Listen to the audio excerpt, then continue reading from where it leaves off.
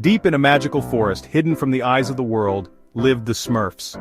These tiny blue creatures thrived in their lush green environment, surrounded by towering trees and vibrant flowers. They were small and blue, each one unique in their own way. They spent their days interacting with one another, always finding joy in the simplest of things. Singing and dancing were their favorite pastimes. The Smurfs would gather in the heart of their village, their voices harmonizing in cheerful melodies, their feet moving in sync to the rhythm of their songs. Leading them was the wise and kind Papa Smurf.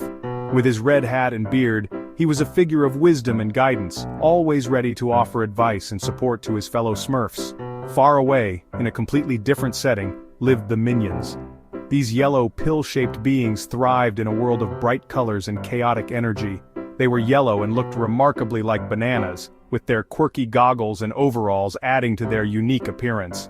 The Minions loved to laugh and create playful chaos wherever they went. Their laughter was infectious, and their antics never failed to bring smiles to those around them. Their leader was Gru, a former villain with a heart of gold. Despite their differences, the Minions were fiercely loyal to Gru, following him on all his adventures and misadventures. Though the Smurfs and Minions lived in different worlds, they shared a common trait. They both brought immense joy to the world. Their stories, filled with laughter, music, and mischief, continue to enchant audiences of all ages. The Smurfs loved nature. They worked together. They valued kindness and bravery. They always helped those in need. Minions loved all things silly. They loved bananas and fart jokes. They were always eager to please Gru. Sometimes they made a big mess. Even though they were different, they both wanted to have fun.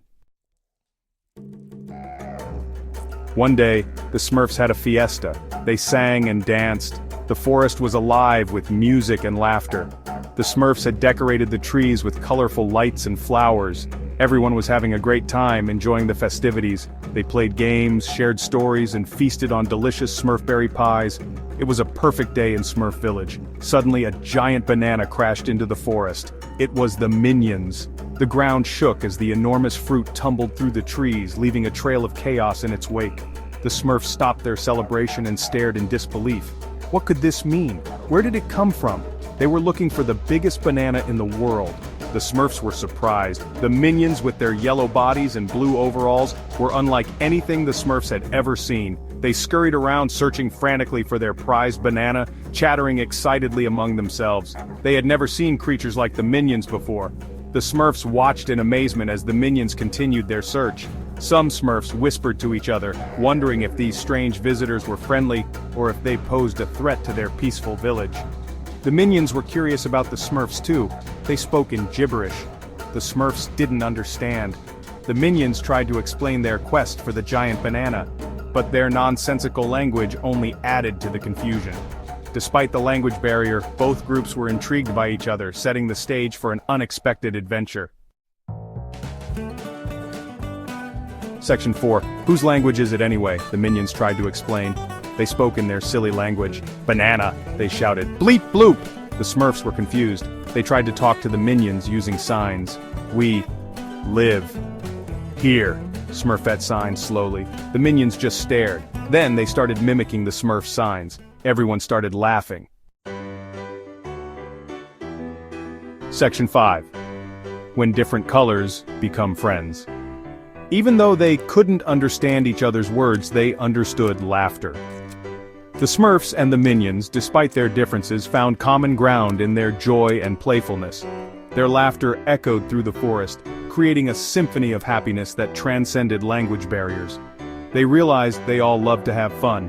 Whether it was playing games or dancing joyfully under the sun, their shared moments of happiness brought them closer. The games they played were simple, yet filled with endless laughter and excitement.